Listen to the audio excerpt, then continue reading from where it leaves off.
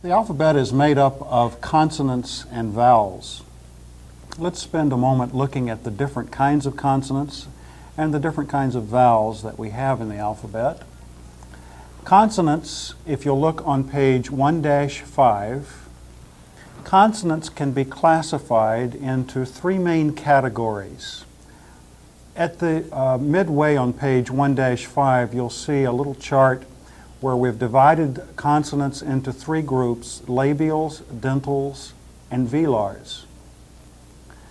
Now, the labials are those consonants which are made with the lips, such as P, beta, phi, psi, mu. Dentals are those letters in the alphabet made with some part of the teeth and the tongue in connection with the teeth, or the upper part of the mouth, as in tau, delta, theta, sigma, zeta, lambda, rho, nu. Velars are those letters that are made in the back part of the mouth, such as kappa, ki, xi, and sometimes rho. Now turn to page 1-6 and you will see vowels listed. The vowels in the Greek alphabet are alpha, epsilon, eta, iota, omicron, upsilon, and omega. Notice that an alpha can be a long or a short vowel. An epsilon is always a short vowel. Eta is always a long vowel. Iota could be either long or short.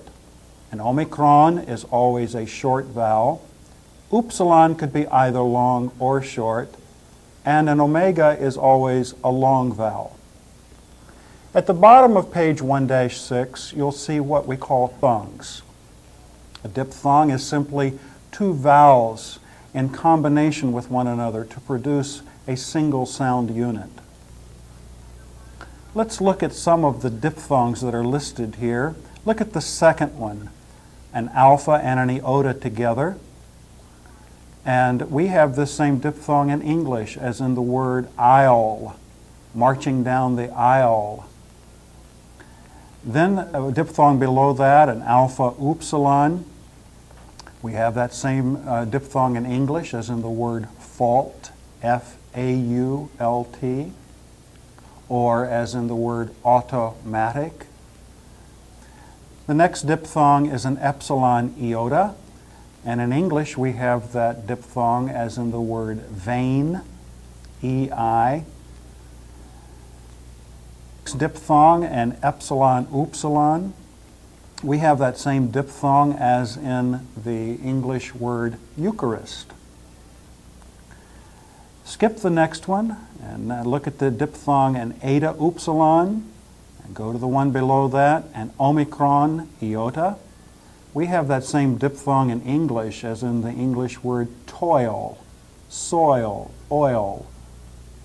Diphthong below that one is an omicron upsilon, and we have that same diphthong in English as in the word soup, soup.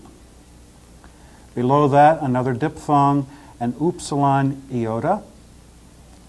Now, look at the diphthongs. There are three of them that have a little iota underneath each one. Let me write them a little larger on the pad. Alpha with an iota below it, an eta with an iota below it, and an omega with an iota below it. These are called improper diphthongs. The reason being is that this iota is not pronounced. However, it still needs to be written, and it's written below the line, and since it is below the line, it's called an iota subscript. This diphthong is pronounced as though the iota were not there. It's pronounced ah. This diphthong is pronounced a. This diphthong is pronounced o, just as though the iota were not present. Let's go back and pronounce these different diphthongs. The alpha with an iota subscript is pronounced ah. The second one, an alpha iota diphthong, is pronounced I. The third one, an alpha upsilon, is pronounced O. The next one, an epsilon iota diphthong, is pronounced A. The next one, an epsilon upsilon diphthong, is pronounced O or oo. The next diphthong, the improper diphthong, an eta with an iota subscript, is pronounced A. The next diphthong, an eta upsilon, is pronounced ew, ew.